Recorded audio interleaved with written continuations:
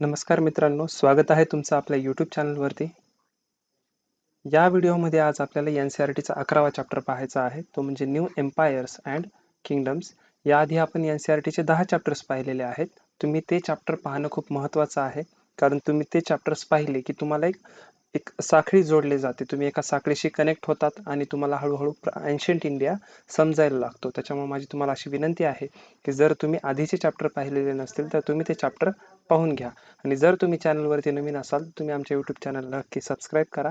कारण जर तुम्ही सबस्क्राईब केलं तर तुम्हाला मी अपलोड केलेला नवीन व्हिडिओ तुम्हाला लवकर समजेल आणि तुम्हाला NCERTचा जो काही कच्चा पाया आहे तो तुम्हाला पक्का करण्यासाठी मदत होईल. तुम्ही आमच्या टेलिग्राम चॅनलशी सुद्धा जोडू शकता. त्याच्यावरती तुम्हाला डेली करंट अपडेट्स तुम्हाला मिळत जातील आणि आमच्याशी संपर्क साधण्यासाठी तुम्हाला त्याचा फायदा होईल.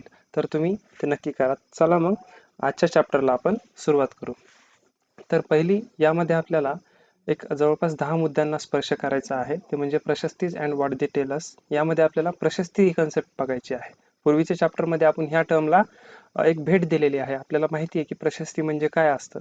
आपण पूर्वीचा जो 10वा चॅप्टर जो होता तो म्हणजे ट्रेडर्स, किंग्स अँड पिलग्रिम्स, त्यामध्ये बघितलं होतं की सातवाहन डायनेस्टीमध्ये जो गौतमीपुत्र श्री सातकर्णी होते, त्यांची जी आई होती, त्यांनी एक गौतमीपुत्र श्री सातकर्णी यांच्याविषयी जी माहिती सांगणारा एक शिलालेख होता. तो शिलालेखाचा आपण अभ्यास केलेला आहे या आधीच्या चॅप्टरमध्ये. तर त्याच प्रकारची एक प्रशस्ती ही या चॅप्टरमध्ये सुद्धा आहे. तर हे आपल्याला या चॅप्टरमध्ये पाहायचं आहे. त्यानंतर समुद्रगुप्तच प्रशस्ती. तर समुद्रगुप्त कोण होते? आता आपण NCERTचे जे काही आधीचे 10 चॅप्टर पाहिलेले आहेत ते आपण प्री हिस्ट्री पासून ते एक मौर्य डायनेस्टी पर्यंत आपण इतिहास पाहिलेला आहे. मग आपल्याला माहिती आहे की मौर्य डायनेस्टी नंतर मौर्यांसारखं मोठं साम्राज्य कोणतं तयार झालेलं नव्हतं. तर जे काही छोटी छोटी शासनं तयार झाली होती त्यांची आपण माहिती घेतली, जसे की कुशाण असतील, शक असतील किंवा साऊथ इंडियामध्ये जे कोस्टल रिजन्स डेव्हलप होत होते तिथं छोटे छोटे किंगडम्स येऊ लागले. हे आपण आधीच्या चॅप्टरमध्ये पाहिलेलं आहे. पण मौर्यांसारखं मोठं साम्राज्य जर कोणतं तयार झालं तर ते नंतर गुप्त साम्राज्यांचं तयार झालं. तर मग गुप्त साम्राज्यामध्येच एक मोठा शासक होता, त्याचं नाव होतं समुद्रगुप्त. तर त्या समुद्रगुप्ताची माहिती आपल्याला या चॅप्टरमध्ये घ्यायची आहे. त्यांच्याच विषयीची एक प्रशस्ती आहे. त्या प्रशस्तीवरून आपल्याला त्या समुद्रगुप्तांची माहिती कळते. त्याच्यावरून ते त्यांची जेनिओलॉजी दिलेली आहे. आता जेनिओलॉजी म्हणजे काय, तर वंशावळ. तर वंशावळीवरून आपल्याला इतिहास कळतो की समुद्रगुप्तांच्या पूर्वीचे शासक कोण होते, समुद्रगुप्तांच्या नंतर येणारे शासक कोण होते. अशा प्रकारची माहिती आपल्याला ह्या जेनिओलॉजीमध्ये कळते. तर यानंतरची 4थी स्लाइड आहे ती म्हणजे हर्षवर्धन अँड हर्षचरित्र. यामध्ये आपल्याला हर्षवर्धनाविषयी माहिती घ्यायची आहे. त्यांच्याच एक राजदरबारी कवीने त्यांचं एक चरित्र लिहिलं होतं, ते म्हणजे हर्षचरित्र. त्या हर्षचरित्रामध्ये त्यांनी हर्षवर्धनांची माहिती दिलेली आहे. तर अशा गोष्टींचा अभ्यास आपल्याला या चॅप्टरमध्ये या स्लाइडमध्ये करायचा आहे. त्यानंतर नॉर्थ इंडियामध्ये छोटे छोटे किंगडम्स डेव्हलप व्हायला सुरुवात झाली होती. त्याच पद्धतीनं साऊथ इंडियामध्ये सुद्धा छोटे छोटे किंगडम्स उदयास यायला सुरुवात झाली होती. जसं की आपण इथं पाहिलं की पल्लव असतील किंवा चालुक्य असतील किंवा जे काही चालुक्याचे पुलकेशी द्वितीय आहेत, अशा घराण्याची आपल्याला माहिती घ्यायची आहे. त्याचबरोबर पुलकेशींनी लिहिलेली जी काही प्रशस्ती आहे, त्यांचा जो काही राजदरबारी कवी होता त्यांनी एक प्रशस्ती रचलेली आहे. त्या प्रशस्तीचा अभ्यास आपल्याला या स्लाइडमध्ये करायचा आहे. त्या प्रशस्ती आपल्याला काय गोष्टी सांगते किंवा त्यावेळेस ॲडमिनिस्ट्रेशन कसं चालवलं जायचं, त्या ॲडमिनिस्ट्रेशनची माहिती आपल्याला घ्यायची आहे किंवा कोणकोणत्या घटकांमार्फत ते प्रशासन चालवलं जायचं, अशा प्रकारची माहिती आपल्याला या चॅप्टरमध्ये घ्यायची आहे. त्याचबरोबर एक नवीन प्रकारची आर्मी तिथं तयार व्हायला सुरुवात झाली होती. तर ती आर्मी म्हणजे काय, त्यावेळेस सामंतशाहीचा उदय लागला होता, तर सामंतशाही काय, तर अशा प्रकारची माहिती आपल्याला या स्लाइडमध्ये घ्यायची आहे. किंवा त्यावेळेस राजाची आर्मी कशी असायची, एक प्रकारची तुलना आपल्याला करायची आहे की महाजनपदामध्ये महाजनपद किंवा मौर्य डायनेस्टी दरम्यान आर्मी कशी होती, त्यानंतर आपल्या या दरम्यान आर्मी कशी तयार व्हायला सुरुवात झाली होती. तर इतिहास म्हणजे काय की एक प्रकारची डेव्हलपमेंट होत आहे. जसं एक व्यक्ती हळूहळू मोठा होत जातो, त्याचबरोबर इतिहासामध्ये सुद्धा डेव्हलपमेंट होत जातात. तर अशाच डेव्हलपमेंटचा अभ्यास आपल्याला या स्लाइडमध्ये करायचा आहे की आर्मीसुद्धा कशी डेव्हलप होत गेली, ही अभ्यास आपल्याला करायचा आहे. मग अशाच प्रकारची एक पुढची स्लाइड आहे ती म्हणजे assemblies in the southern kingdoms. म्हणजे दक्षिण भारतामध्ये किंवा दक्षिण जे काही शासन आहेत त्याच्यामध्ये असेंब्लीज भरायला सुरुवात झाल्या. तर त्या 3 प्रकारच्या असेंब्लीज होत्या. त्या कोणकोणत्या होत्या त्या आपल्याला या चॅप्टरमध्ये पाहायचे आहे. त्यानंतर ordinary people in the kingdoms. सगळ्यात महत्त्वाचा घटक मला वाटतो की ह्या चॅप्टर मधला हा ordinary people in the kingdoms, म्हणजे जे काही सामान्य लोक आहेत त्या शासन काळातील, त्या सामान्य लोकांचा इतिहास आपल्याला कसा कळतो हे या आपल्या स्लाइडमध्ये बघायचं आहे. जर आपण व्यवस्थित पाहिलं किंवा कोणालाही एका व्यक्तीला आपण विचारलं की इतिहास म्हणजे काय, तर तो ढोबळमानानं काय सांगेल की इतिहास म्हणजे राजांच्या लढाया किंवा त्यांचं जे काही एक राजाच्या नंतर दुसरा राजा आला किंवा दुसरं घराणं आलं, तर अशाच लोकांची माहिती आपल्याला या इतिहासातून कळते असं तो ढोबळमानानं सांगेल. परंतु इतिहासाचा अभ्यास करताना आपल्याला सामान्य माणसाचा इतिहास कुठून मिळतो किंवा तो कसा मिळवावा याबाबतची माहिती किंवा सामान्य लोकांचं राहणीमान, त्यांचं जीवन कसं होतं ह्या विषयीची माहिती खूप कमी मिळते. त्यांच्याविषयी खूप कमी नोंदी ठेवलेल्या आहेत. त्या नोंदी आपल्याला कुठून मिळतात किंवा आपल्याला कसं कळलं की त्यावेळेसची साधारण जनता ही अशी होती. तर ह्या गोष्टीची माहिती आपल्याला या स्लाइड मधून घ्यायची आहे. त्यानंतर सगळ्यात शेवटचा टॉपिक आहे एल्सवेअर. यामध्ये आपल्याला एक अन्यत्र असलेला एक मुद्दा बघायचा आहे. चला तर मग बघून घेऊ की प्रत्येक स्लाइड काय सांगते आणि त्याचा आपल्याला काय फायदा होतो. तर पहिली स्लाइड आहे प्रशस्तीज and what they tell us. आता आपण जसं इंडेक्स मध्ये डिस्कस करताना पाहिलं की भारतामध्ये मौर्य साम्राज्यानंतर असं प्रबळ किंवा मोठं साम्राज्य निर्माण झालं नव्हतं. मौर्य साम्राज्यानंतर मग छोटे छोटे शासक आले होते. मग ते शक असतील किंवा कुशाण असतील आणि त्यानंतर साऊथ इंडियामध्ये सातवाहन असतील. त्या असं एक भारतावरती मोठ्या प्रमाणात मौर्यांसारखं साम्राज्य तयार झालं नव्हतं. मग नंतर काय झालं, जवळपास 100-150 वर्षानंतर गुप्त साम्राज्यांचं शासन आलं. तर गुप्त साम्राज्य जे होतं ते खूप मोठं पसरलेलं होतं. म्हणजे भारतामध्ये जवळपास त्याचं ऑल इंडिया त्यांचा ऍडमिनिस्ट्रेशन त्यांचं चालायचं. तर मग त्यांच्याच मध्ये समुद्रगुप्त नावाचा एक शासक होता. त्या समुद्रगुप्ताची माहिती आपल्याला या इंडेक्समध्ये किंवा या चॅप्टरमध्ये आपल्याला पाहायची आहे. आता सम्राट अशोकांनी जे काही शिलालेख कोरलेलं होतं त्या शिलालेखावरती काय केलं, समुद्रगुप्ताचाच एक दरबारी कवी होता, त्याचं नाव होतं हरिसेन. त्याने काय केलं, 1700 वर्षापूर्वी अशोकाच्या स्तंभावरती किंवा अशोकांनी जे कोरलेलं शिलालेख आहे त्या शिलालेखावरती त्यांनी समुद्रगुप्ताची प्रशस्ती कोरली. तर मग प्रशस्ती म्हणजे काय, प्रशस्ती म्हणजे टू प्रेज ऑफ, म्हणजे एखाद्या व्यक्तीची केलेली प्रशंसा म्हणजे प्रशस्ती. फॉर एक्झाम्पल हा शिलालेख आहे, या शिलालेखावरती समजा एखाद्या राजाची आपण खूप जोरात प्रशंसा केली की हा राजा खूप छान आहे, त्याचे खूप मोठे मोठे बाहू आहेत. फॉर एक्झाम्पल बाहुबली सारखा तो शूर आहे, वीर आहे, त्याने खूप मोठे मोठे पराक्रम गाजलेले आहेत. अशा प्रकारची माहिती त्या शिलालेखावर कोरली म्हणजे हे शिलालेख ती प्रशस्ती झाली. अशा प्रकारची प्रशस्ती ही हरिसेन या कवीने त्याचा जो काही राजा होता, साम्राज्यकर्ता होता, तो म्हणजे समुद्रगुप्त, त्याच्याविषयी त्यांनी कोरली. तर मग अशा शिलालेखांना आपण प्रशस्ती म्हणून ओळखतात. प्रशस्ती काय, हा संस्कृत शब्द आहे. जसं आपण बघितलं की प्रशस्ती म्हणजे काय, टू प्रेज ऑफ, म्हणजे च्या कौतुकात असा त्याचा अर्थ होतो. मग ही प्रशस्ती आपल्याला काय सांगते, तर मग जो काही हरिसेन होता तो त्याचा समुद्रगुप्ताचा राजकवी होता. मग जर आपण बाय लॉजिक जरी बघितलं की कोणत्याही राजाचा एखादा राजकवी असला तर तो साहजिक आहे की त्या राजाविषयी खूप मोठ्या मोठ्या बाता मारणार किंवा मोठ्या मोठ्या शब्दामध्ये त्या राजाचं वर्णन करणार. जसं की तो राजा खूप मोठा योद्धा आहे, त्याने खूप साऱ्या बॅटल्स जिंकलेल्या आहेत, तो खूप शिकलेला आहे, खूप विद्वान आहे, सगळ्या कवींमध्ये सगळ्यात श्रेष्ठ असा तो कवी आहे, तो देवांच्या सारखा आहे, म्हणजे he is equal to gods, अशा प्रकारची रचना ही हरिसेन यांनी केलेली आहे. तर मग अशाच प्रकारची आपल्याला एनसीआरटी मध्ये सुद्धा सांगितलेले आहे की काय, Samudragupta the warrior whose body was most charming, being covered with the plenteous beauty of the marks of hundreds of scars caused by battle axes, arrows, spikes, spears, barbed darts, swords, iron clubs, javelins, etc. etc. म्हणजे हरिसेन काय करतो, त्याच्या राजाचं इतक्या मोठ्या शब्दामध्ये कौतुक करतो, जसं की त्याची बॉडी खूप चार्मिंग आहे, त्याच्या शरीरावरती खूप सारे असे कुऱ्हाडीनं किंवा लढाया करून त्याच्या शरीरावरती वार झालेले आहेत. त्या वारांच्या जखमा काय करतात, आमच्या समुद्रगुप्तांचं रूप अजून गॉर्जियस करतात, आमच्या समुद्रगुप्ताचं रूप अजून चार्मिंग करतात. अशा प्रकारचं वर्णन हे समुद्रगुप्ताचं वर्णन हे या प्रशस्तीमध्ये हरिसेन या त्याच्या राजकवीनं केलेलं आपल्याला दिसून येतं. मग फक्त एवढीच माहिती या प्रशस्तीमध्ये मिळते का? तर नाही. या प्रशस्तीमध्ये आपल्याला अजून माहिती मिळते. जसं की काय? आता तुम्ही हा नकाशा पाहिलात. तर हे नकाशा काय आहे?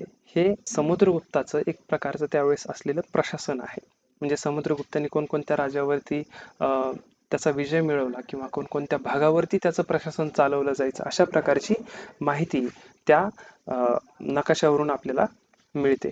मग प्रशस्तीमध्ये आता हा जो नकाशा आहे, हा नकाशा इतिहासकारांनी तयार केलेला आहे.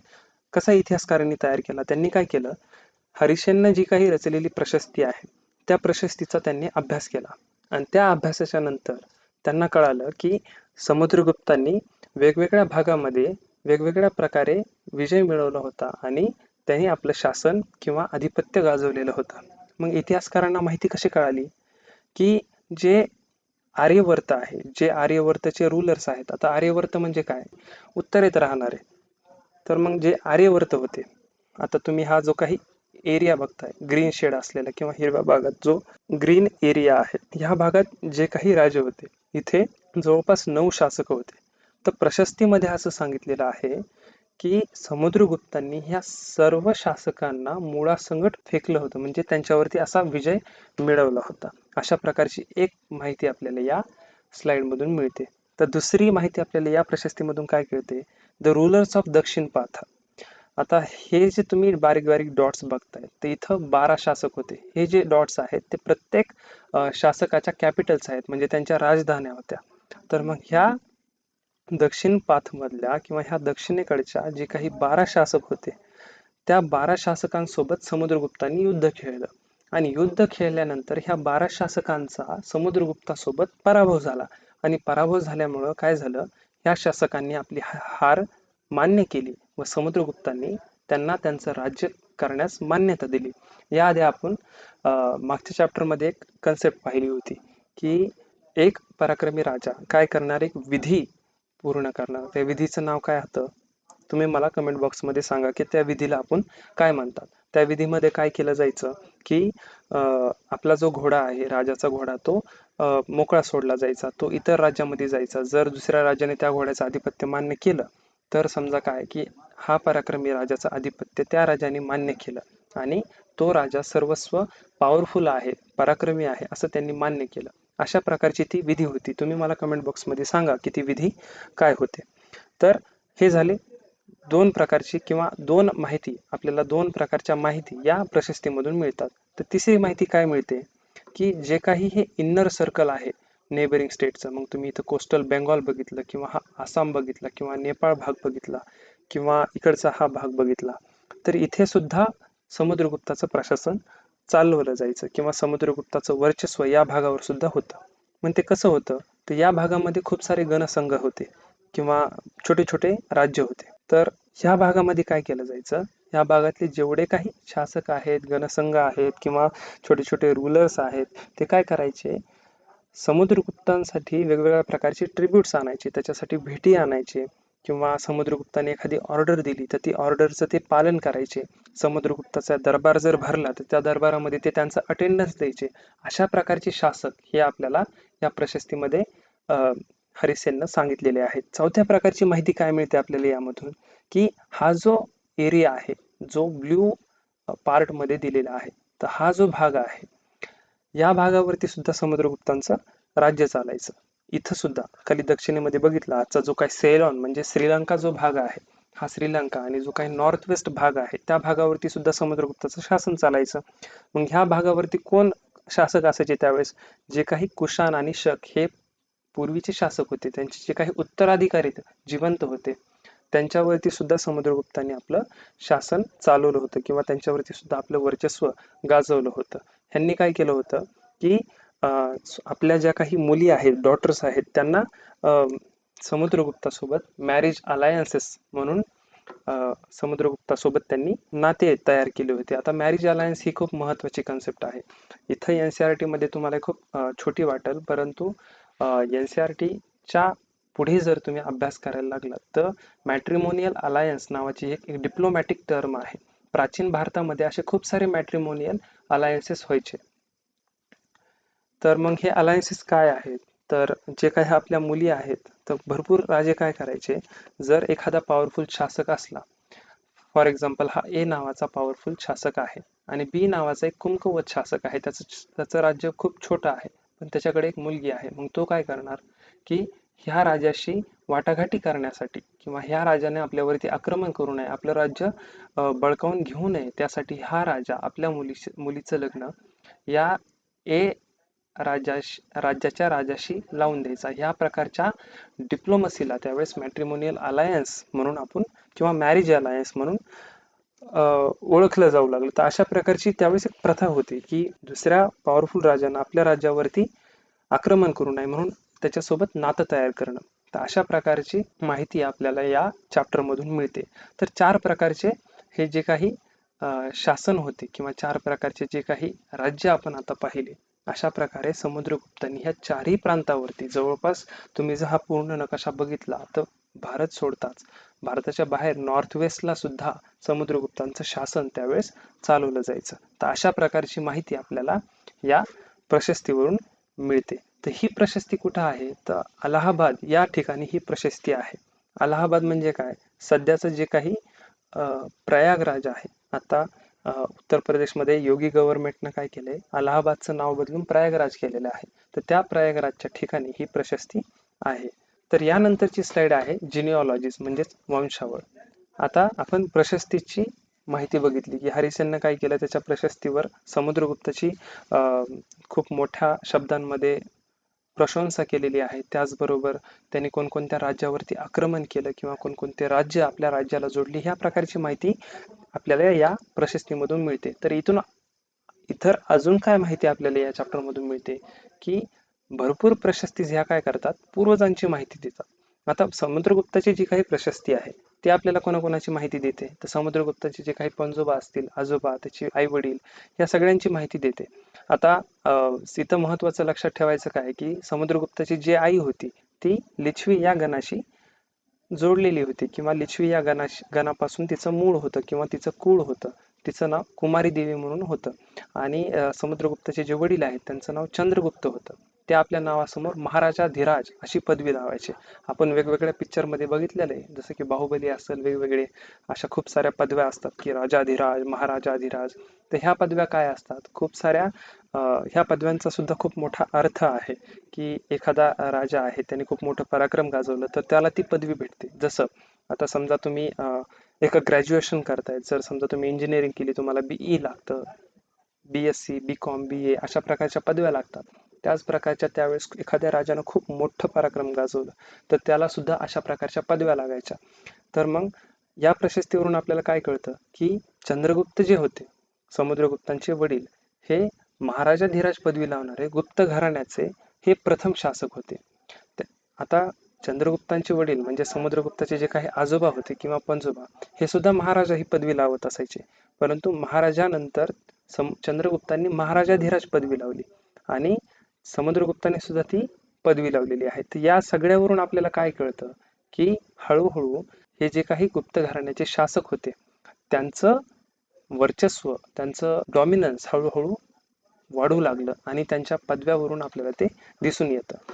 तर अजून या प्रशस्तीवरून आपल्याला माहिती काय कळते की समुद्रगुप्ताच्या नंतर येणारे जे काही शासक आहेत, जसे की त्यांचा जो काही पुत्र होता चंद्रगुप्त द्वितीय, तर त्यांच्याविषयी सुद्धा आपल्याला माहिती मिळते. त्यांनी काय केलं होतं, पश्चिम भारतावरती स्वारी केली होती. जे काही आताचा आपला हा मॅप बघितला, इकडं जो काही वेस्टर्न इंडिया आहे, तर त्यांनी इकडं स्वारी केली होती. तर त्यांनी पश्चिम भारतावरती स्वारी केली होती आणि त्या पश्चिम भारतावर त्यावेळेस कोण रूल करायचं, ते शक नावाचे शासक त्यावेळेस पश्चिम भारतावर रूल करत असायचे. त्यांच्यावर त्यांनी मात केली होती. अजून आपल्याला माहिती काय कळते की समुद्रगुप्तानंतर येणारे जे काही शासक होते चंद्रगुप्त द्वितीय, त्यांच्या दरबारात खूप सारे हुशार व्यक्ती होते. जसं की आपण आर्यभट्टांचं नाव ऐकलं आहे किंवा कालिदासांचं, हे चंद्रगुप्तांच्या दरबारात होते. अशा प्रकारची माहिती आपल्याला या प्रशस्तीहून मिळते. त्यामुळे जेनिओलॉजीचा अभ्यास करणं खूप महत्वाचं आहे, कारण जेनिओलॉजीज तुम्हाला काय सांगते की एखादा राजा आहे, त्या राजाच्या आई वडिलांचं कुळ काय आहे, ते कोणकोणत्या घराण्याशी होते. आता जर तुम्ही इथं बघितलं की समुद्रगुप्तांची आई ही कुमारी देवी ही लिच्छवी घराण्याची होती आणि चंद्रगुप्त हे गुप्त घराण्याचे होते. म्हणजे काय, इथं वेगवेगळ्या घराचे एक अलायन्स झालेला आपल्याला इथं दिसून येतं. त्याचबरोबर काय की समुद्रगुप्तानंतर येणारे जे काही शासक आहेत त्या शासकांची आपल्याला माहिती मिळते. त्यांनी कुठे कुठे स्वाऱ्या केल्या, त्यांच्या दरबारामध्ये कोणकोणते कवी होते, त्यानंतर त्या शासकांच्या नावासमोर काही पदव्या लागल्या जात होत्या, त्या पदव्यांचं रिलेशन आपल्याला त्यावेळेसच्या सोसायटीमध्ये कसं लावता येतं, या सगळ्या गोष्टींचा अभ्यास आपल्याला या जिनिऑलॉजीज मध्ये दिसून येतो. तर यानंतरची स्लाइड काय आहे, हर्षवर्धना अँड हर्षचरित्र. आता आपण गुप्त शासकांचा अभ्यास करताना आपल्याला माहिती आहे की गुप्त जे शासक होते त्यांच्याविषयी आपल्याला जास्तीत जास्त माहिती कुठून मिळते, तर त्यांनी जी काही शिलालेख करून ठेवलेले आहेत किंवा त्यांची नाणी जी करून ठेवलेली आहे, तर अशा प्रकारची त्यांची जी काही माहिती आहे ती आपल्याला मोस्टली शिलालेखावरून मिळते किंवा नाण्यांवरून मिळते. आता समुद्रगुप्त जे शासक होते त्यांनी त्यांच्या कार्यकाळामध्ये नाणी कोरली होती, ते सोन्याची नाणी होते. तर त्यांनी त्या नाण्यावरती आपल्याला काय कळतं की समुद्रगुप्त काय करतात की त्या नाण्यावरती वीणा वाजवताना आपल्याला दिसतात. तर मग इथं आपल्याला काय गोष्टी काय कळते की समुद्रगुप्त जे आहेत ते कला निपुण होते, त्यांना कलाची खूप आवड होते, लवर ऑफ आर्ट म्हणून त्यांना इतिहासामध्ये ओळखलं जाऊ लागलं. त्यानंतर ती वीणा वाजवताना त्या नाण्यावरती आपल्याला दिसतात. म्हणजे काय की त्यावेळेस भारतामध्ये संगीतात सुद्धा डेव्हलपमेंट होत होती. जी काही वाद्य आहेत ते वाद्य सुद्धा त्यावेळेस डेव्हलप झालेली आपल्याला अशा प्रकारची माहिती ही मिळते. समुद्रगुप्त जे आहेत, जर तुम्ही समजा एक्स्ट्रा माहिती सांगतो की वर्ल्ड हिस्ट्रीचा अभ्यास करायला किंवा जे काही फॉरेन हिस्टोरियन्स आहेत त्यांचा जर अभ्यास करायला, तर एक फॉरेन हिस्टोरियन्स आहेत त्यांचं नाव आहे V.A. स्मिथ. तर त्यांनी काय केलं, समुद्रगुप्तांच्या विषयी माहिती लिहित असताना समुद्रगुप्तांची तुलना ही नेपोलियन बोनापार्टेशी केली. आता तुम्हाला नेपोलियन बोनापार्टे कोण आहे माहिती का, तर नेपोलियन हे जवळपास 1750च्या नंतर येणारा हा शासक आहे. त्याने काय केलं की जवळपास पूर्ण जगावर त्याला कॉन्कर करायचं होतं. अशा प्रकारची एक हिस्ट्री आहे ती आपण येणाऱ्या चॅप्टर्स मध्ये किंवा जी काही वर्ल्ड हिस्ट्री आहे नववीची NCERT आहे त्यामध्ये आपण ते बघणारच आहोत. परंतु ह्या V.A. स्मिथ नावाचा जो काही फॉरेन हिस्टोरियन आहे त्याने काय केलं, आपल्या समुद्रगुप्तांची तुलना ही नेपोलियन बोनापार्टेशी केली. त्याने काय लिहिलं की Samudragupta is like Napoleon Bonaparte. म्हणजे काय की समुद्रगुप्त हे नेपोलियन बोनापार्टासारखे आहेत, अशा प्रकारची एक तुलना ही केलेली आहे. यामध्ये आपल्याला जास्त पाडायचं नाही, कारण समुद्रगुप्तांचा जर कार्यकाळ आपण बघितला तर हा जवळपास खूप प्राचीन इतिहासाचा आहे.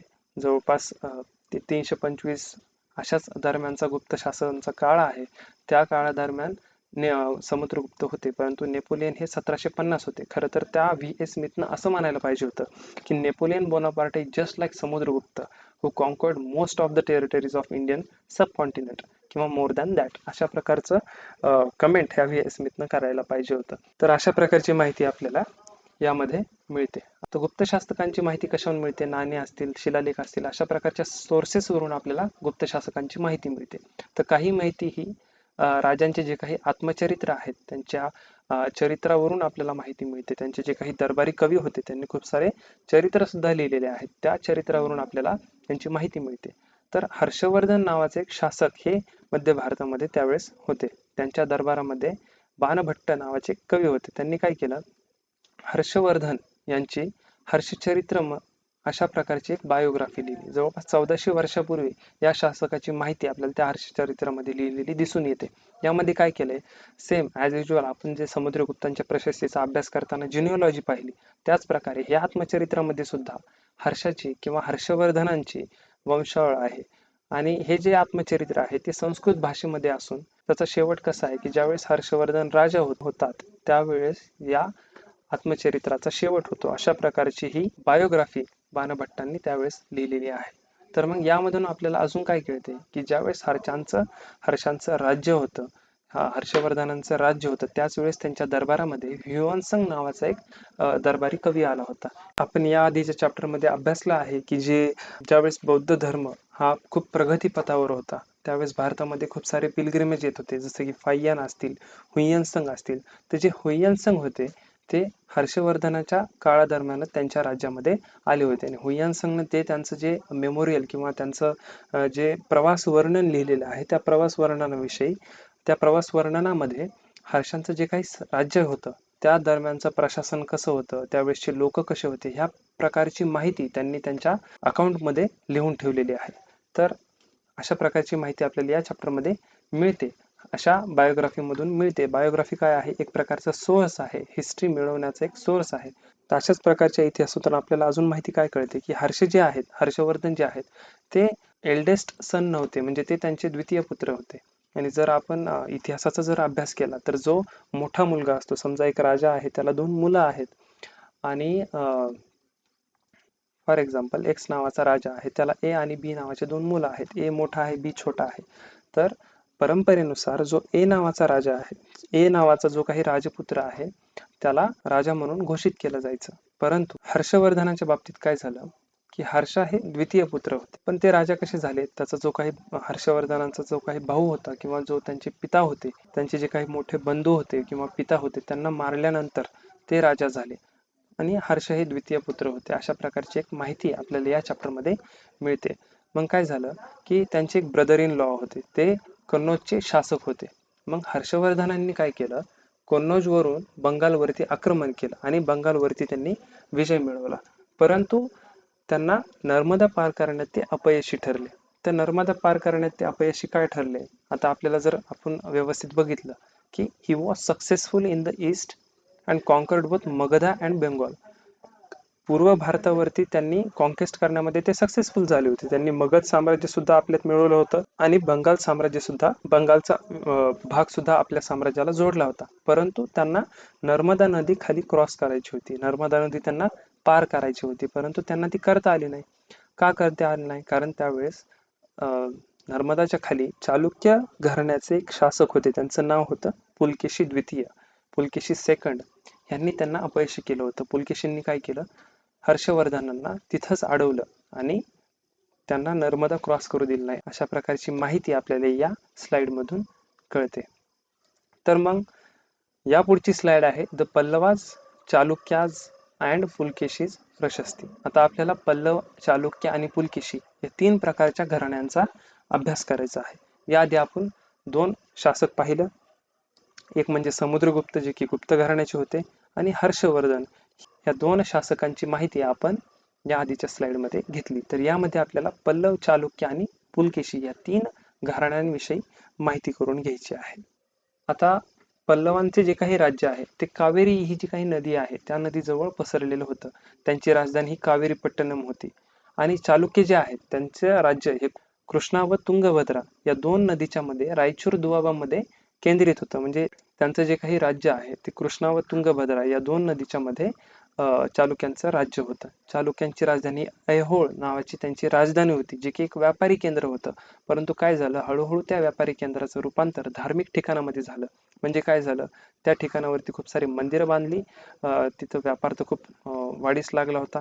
व्यापारामुळे काय झाले, वेगवेगळ्या भागातली लोक त्या केंद्रावरती येऊ लागले आणि तिथं हळूहळू अशा धार्मिक वास्तूंचं हळूहळू डेव्हलपमेंट व्हायला सुरुवात झाली.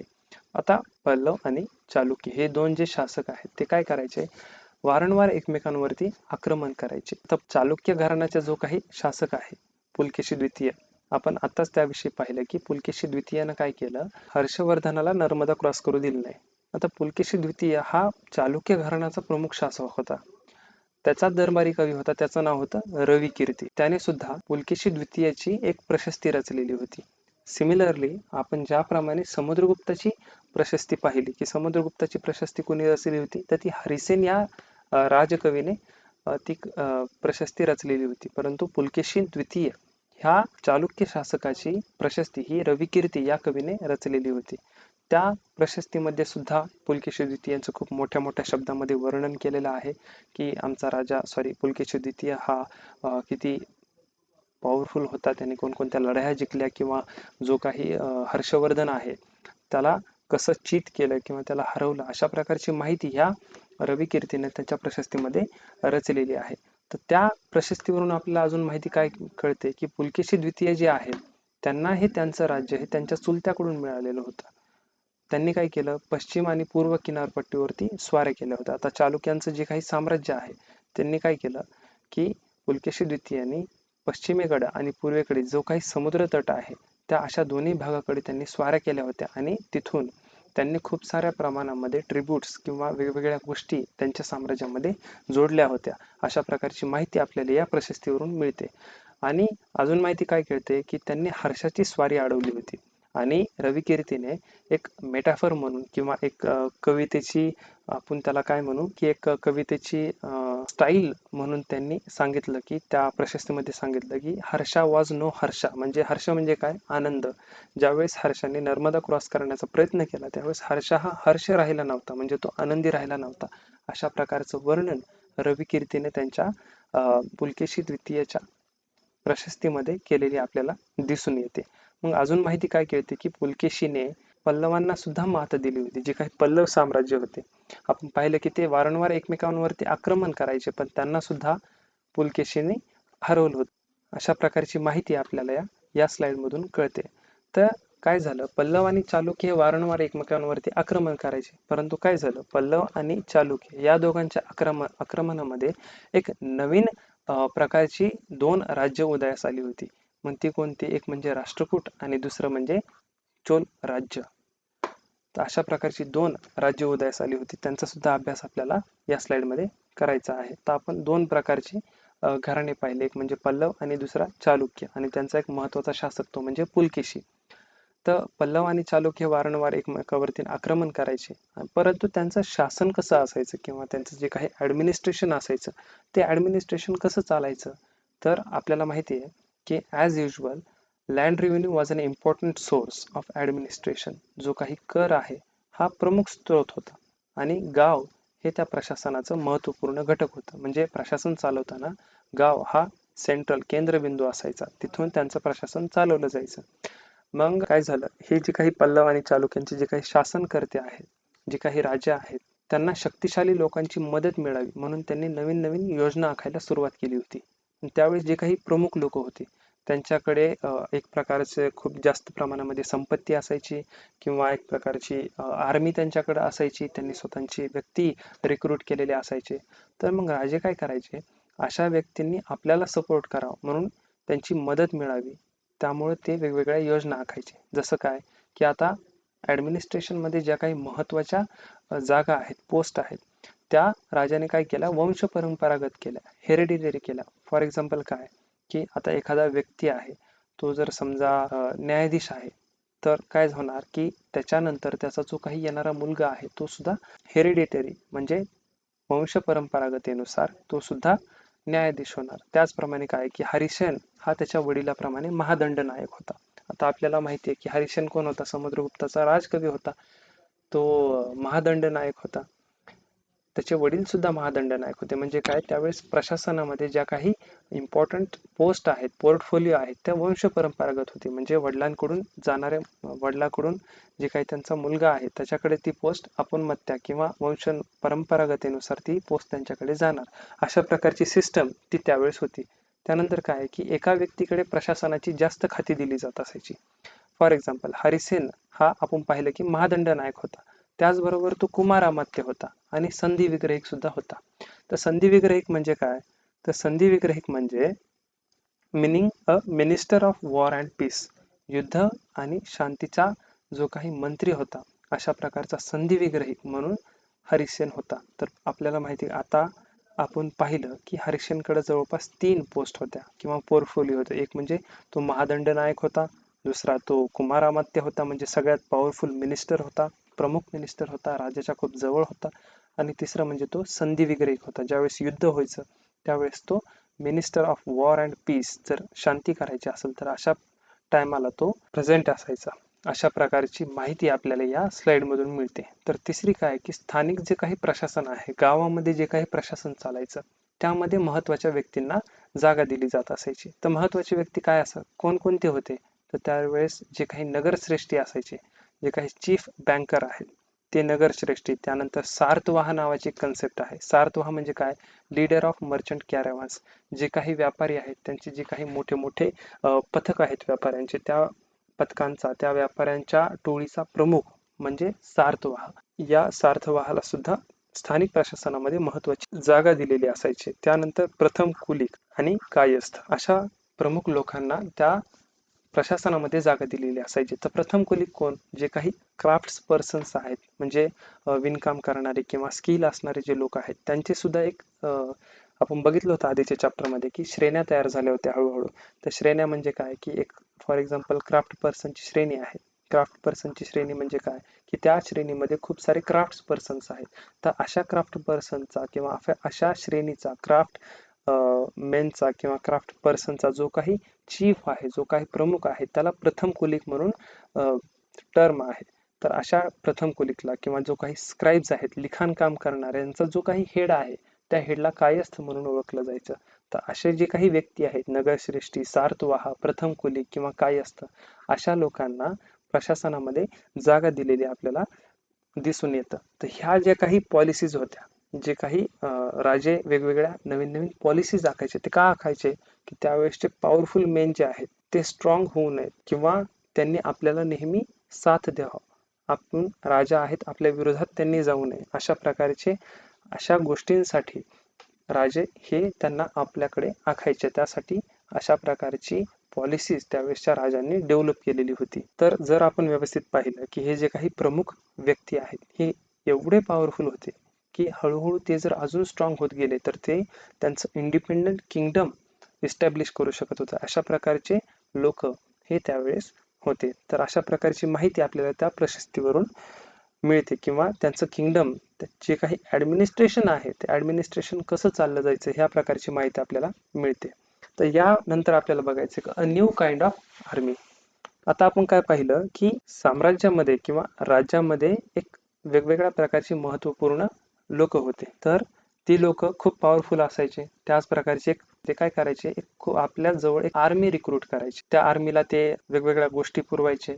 तर मग जो राजा असायचा, फॉर एक्झाम्पल हा ए नावाचा राजा आहे, त्याला जर समजा बी राजासोबत युद्ध खेळायचं आहे, तर तो काय करणार, ह्या सी नावाच्या व्यक्तीला विचारणार की मला तुझं सैन्य तात्पुरतं युद्धासाठी दे, मी तुला जे लागल मानधन ते देईल. तर हा सी काय करायचा, ए ला तात्पुरत्या स्वरूपात आपलं सैन्य द्यायचा. मग हा ए बी सोबत युद्ध खेळायचा आणि युद्ध संपलं की ह्या ए काय करायचा, सी ला त्याचे सैनिक वापस देऊन टाकायचा.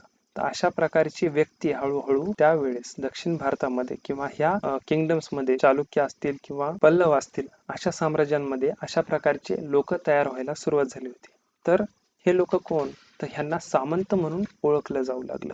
अशा प्रकारचे सामंत लोक तयार व्हायला सुरुवात झाली. यालाच आपण सामंतशाही म्हणून ओळखू. सामंतशाहीमध्ये काय की हे व्यक्ती खूप सारे लोकांना रिक्रूट करायचे आणि त्या लोकांना सैन्य म्हणून राजाला द्यायचे. मग राजा काय करायचा की सैन्याच्या बदल्यामध्ये तो राजा त्या सामंताला जमीन द्यायचा. जमीन दिल्याच्या नंतर काय व्हायचं की तो व्यक्ती काय करायचा, त्या जमिनीवरती जे काही समजा लोक राहणारे आहेत, शेतकरी आहेत, त्या लोकांकडून तो कर गोळा करत असायचा व आपलं सैन्य सांभाळत असायचा. मग अशा वेळेस तो कर कितीही गोळा करत असायचा, म्हणजे लिमिट नसायची की त्याने किती कर गोळा करायचा. व ते जे व्यक्ती आहेत ते राजांकडे तक्रार सुद्धा घेऊन जात नसत, तक्रार सुद्धा घेऊन त्यांना जायला जमत नसत, कारण राजाने ही जमीन त्यांना दिलेली असायची. मग ही लोक काय करायची की खूप सारे सैन्य रिक्रूट करायची, त्यांच्या मार्फत कर गोळा करायची, सामान्य जनतेवर जुलूम करायची. अशा प्रकारची रचना त्यावेळेस हळूहळू डेव्हलप व्हायला सुरुवात झाली होती. मग हा जो काही सामंत आहे तो काय करायचा, त्याच्याकडचे जे काही सैनिक आहेत त्यांना नियमित पगार नसायचा.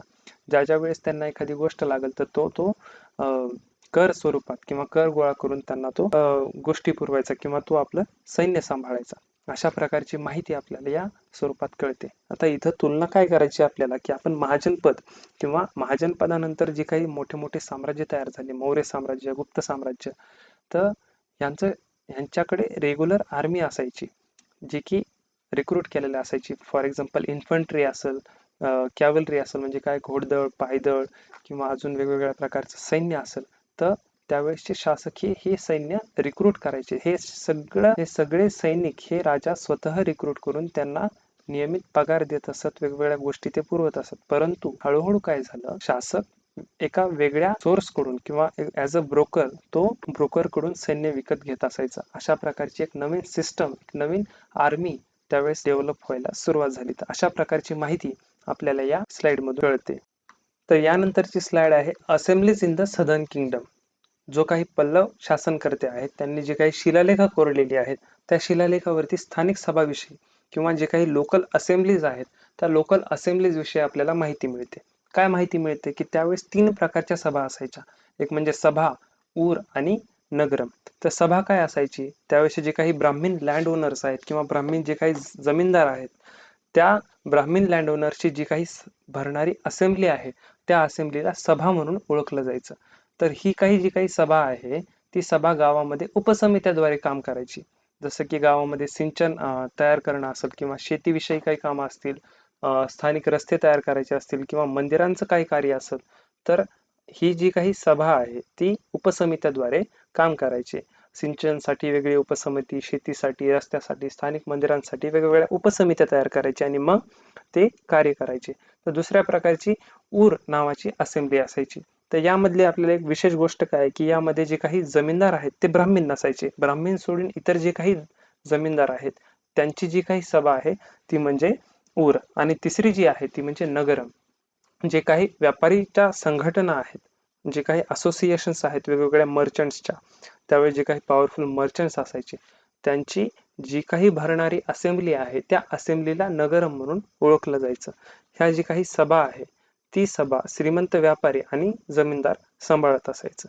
तर यावरून आपल्याला काय दिसून येतं की यामध्ये कॉमन काय आहे बघा, सभा असो, ऊर असो किंवा नगरम असो, जे जमीनदार आहेत किंवा श्रीमंत व्यापारी आहेत असेच लोक त्या प्रमुख कामासाठी किंवा महत्वाच्या असेंब्लीसाठी अशाच जमीनदार किंवा श्रीमंत व्यापारी हे श्रीमंत व्यक्ती ह्याच लोक अशा सभांमध्ये काम करायचे किंवा असेंब्लीजद्वारे ते एकत्र यायचे आणि स्थानिक प्रशासन चालवायचे.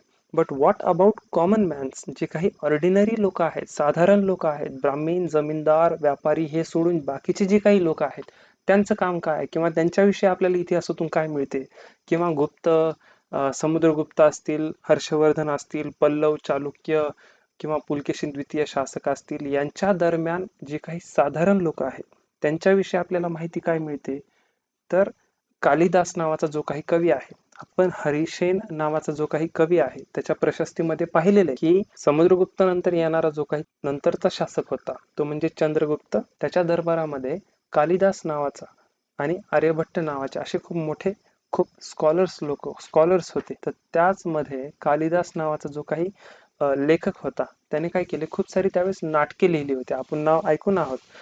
भरपूर वेळेस आपल्याला जर इंग्लिशचा अभ्यास करायचा असेल तर Kalidas is the Shakespeare of India अशा प्रकारचं वर्णन केलं जातं. तेही खूप चुकीचं वर्णन आहे, कारण शेक्सपियर हे 16व्या शतकातले आहेत आणि कालिदास हे खूप जुने आहे. तर मग अशा प्रकारचं वर्णन आपल्याला पाहायला भेटतं. तर कालिदासांनी जी काही नाटकं लिहिली आहेत त्यामध्ये आपल्याला एक गोष्ट काय कळते, इट्स अ फॅक्ट, आणि ही खूप महत्वाची फॅक्ट आहे की कालिदासांच्या नाटकांमध्ये जे काही राजा असतील, ब्राह्मण असतील, यांचा ज्यावेळेस संवाद चालायचा किंवा ज्यावेळेस दरबार भरलेला असायचा राजामध्ये, तर त्यावेळेस त्या दरबाराची भाषा ही सहसा संस्कृत असायची.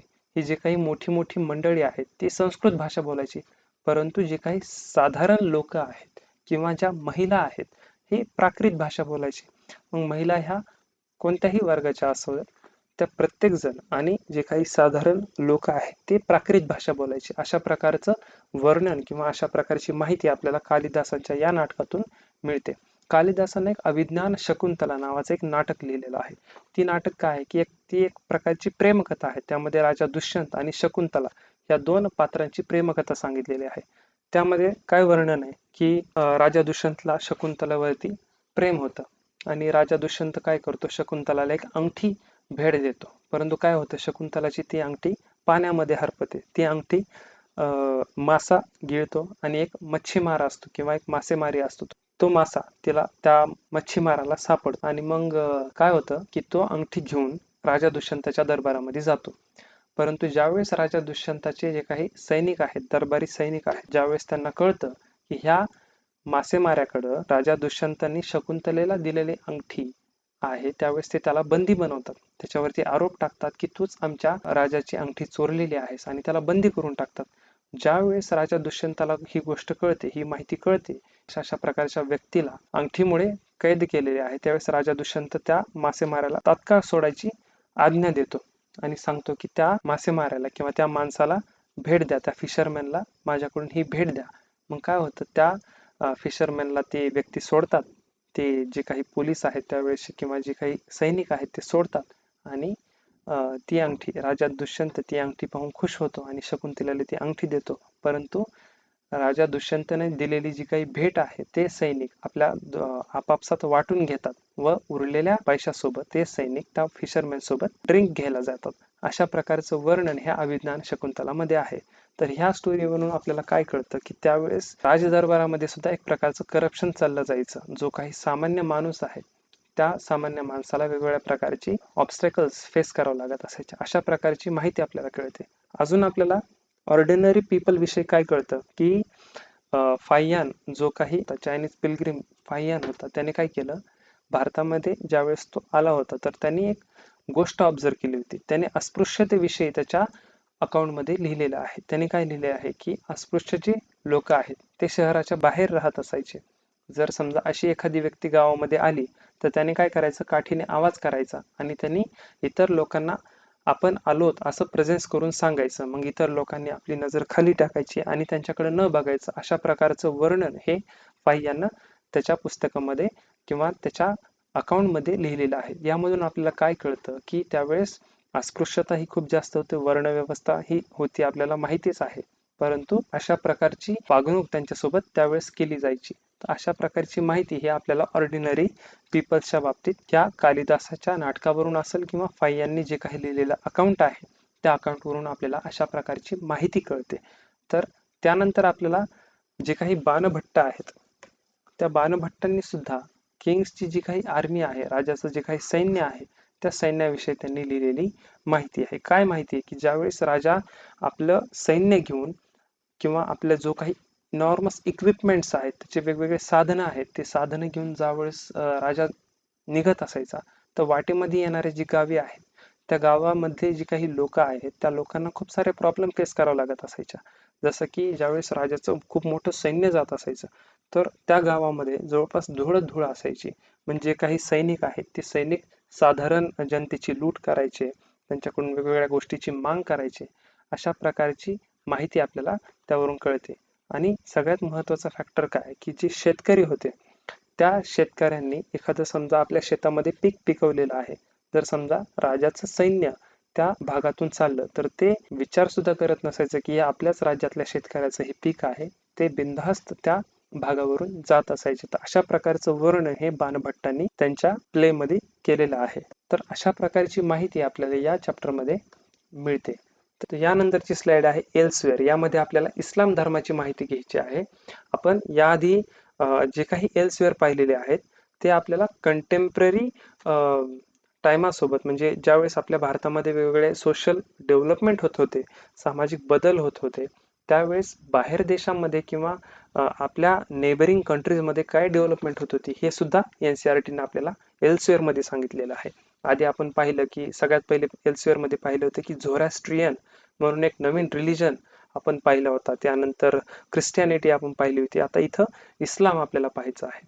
तर अरब नावाचं जे काही सेंटर आहे ते शतकानुशतके एक कम्युनिकेशन सेंटर होते जिथे खूप सारे कम्युनिकेशन व्हायचं. समजा हा अरब हा रिजन आहे, तिथं वेगवेगळ्या भागातून वेगवेगळे लोक तिथं कम्युनिकेट करायचे, व्यापार करायचे. अशा प्रकारचे एक कम्युनिकेशन हब ते डेव्हलप झालं होतं.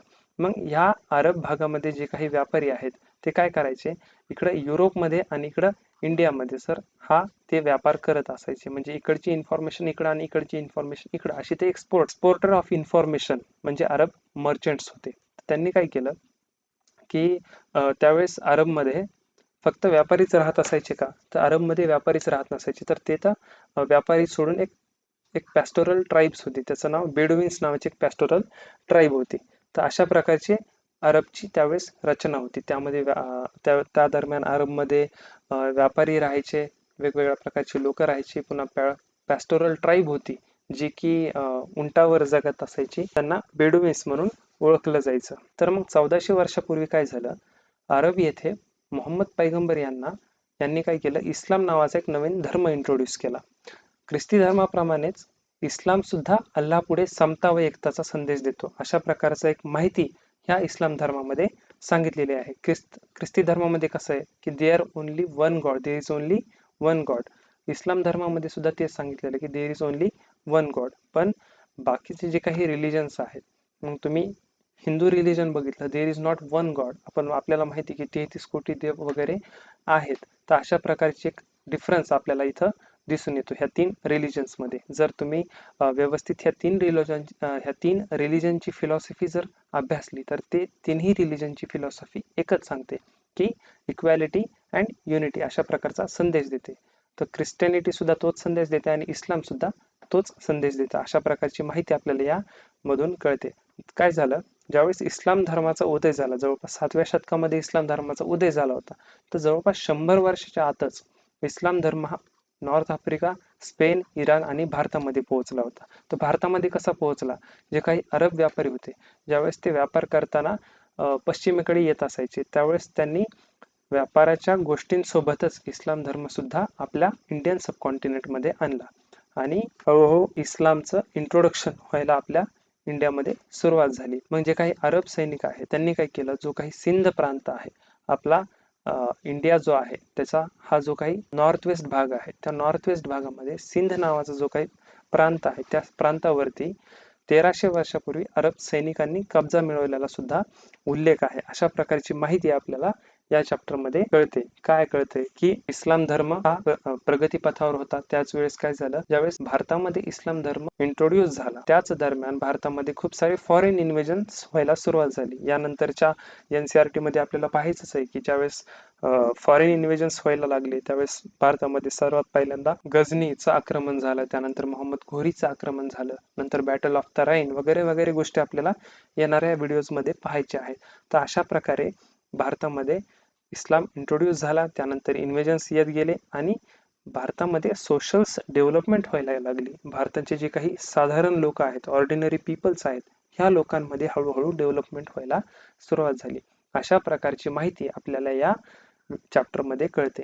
तर जवळपास आपण 10 ते 11 मुद्द्यांना स्पर्श केलेला आहे.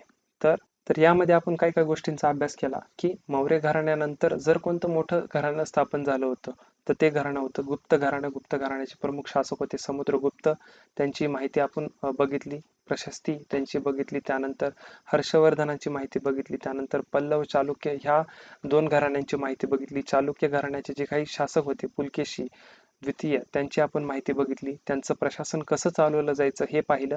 त्यानंतर एक नवीन प्रकारची सामंतशाही उदयास आली होती, ती सामंतशाही काय आहे, त्यानंतर सामंतशाहीचा लोकांवरती कसा प्रकार पडला, ही गोष्ट आपण ही माहिती आपण या स्लाइड मध्ये पाहिली.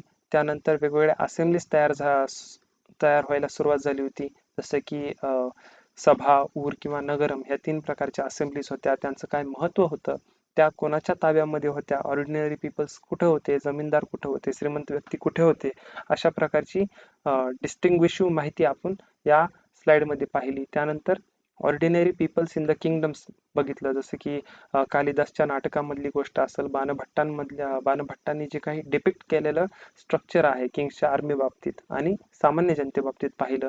त्यानंतर चायनीज पिलग्रिम जो होता फाययान, त्यांनी आपल्या अकाउंटमध्ये जे काही अनटचेबल्स म्हणजे अस्पृश्य लोकांबाबतीत जी काही माहिती दिलेली आहे ती गोष्ट आपण यामध्ये पाहिली आणि एल्सवेअर मध्ये आपण इस्लाम धर्माचे थोडंफार इंट्रोडक्शन केलेलं आहे. तर हा होता NCERTचा 11वा चॅप्टर, तो म्हणजे न्यू एम्पायर्स अँड किंगडम्स. यानंतर आपल्याला NCERTचा 12वा चॅप्टर पाहायचा आहे, तो म्हणजे तो खूप मस्त चॅप्टर आहे. त्यामध्ये आपल्याला जवळपास बिल्डिंग्स, पेंटिंग्स आणि बुक्स याच गोष्टींचा अभ्यास करायचा आहे. चॅप्टरचं नाव सुद्धा बिल्डिंग, पेंटिंग्स आणि बुक्सच आहे. त्यामध्ये बिल्डिंग्स कशा डेव्हलप होत गेल्या, पेंटिंग्स कोणकोणत्या इव्हॉल्व्ह होत गेल्या, भारतामध्ये पेंटिंग्स कशा येत गेल्या, जे काही बुक्स आहेत त्या बुक्स काय आहेत, अशा प्रकारची जी काही सोर्सेस आहेत त्या सोर्सेसचा आपल्याला अभ्यास त्या चॅप्टरमध्ये करायचा आहे. जर तुम्हाला काही अडचण असेल, जर कोणती गोष्ट समजत नसेल तर तुम्ही मला कमेंट बॉक्समध्ये नक्की विचारा. चालू घडामोडीविषयी जर तुम्हाला दररोज माहिती मिळवायची असेल तर तुम्ही आमच्या मराठी ॲस्पिरंट्स या टेलिग्राम चॅनलला नक्की जॉईन करा. याची लिंक मी खाली डिस्क्रिप्शन बॉक्समध्ये देत आहे. जर अशाच प्रकारची माहिती तुम्हाला मिळवायची असेल तर तुम्ही आम्हाला टेलिग्रामवरती नक्की जॉईन व्हा. जर तुम्ही चॅनलवरती नवीन असाल तर तुम्ही नक्की चॅनलला सबस्क्राईब करा.